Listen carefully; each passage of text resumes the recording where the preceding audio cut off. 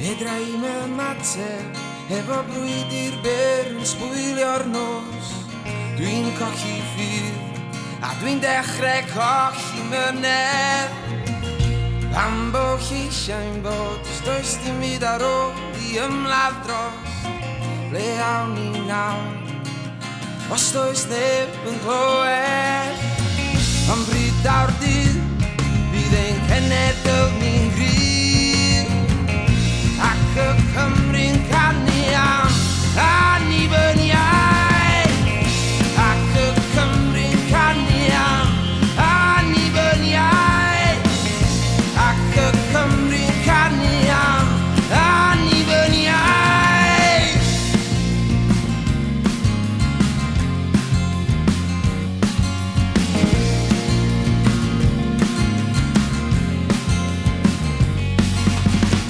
Sathru dan reolaeth Llundain a dwyllodd Cymru a'i rwygo nôl.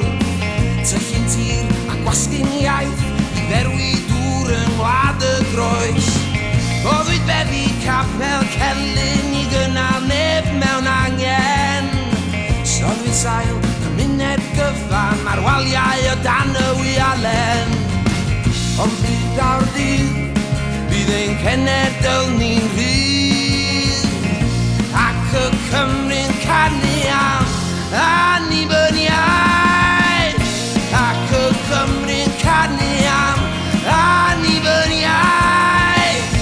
Ac y Cymru'n canu am annibyniaeth.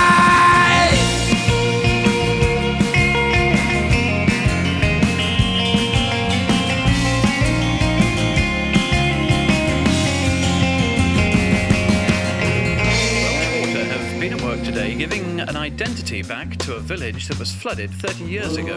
The inhabitants of Capel Cilyn near Bala had to give up their homes, their chapel, their school, and the name of the Trwbz became a symbol of protest that's still heartfelt by some today.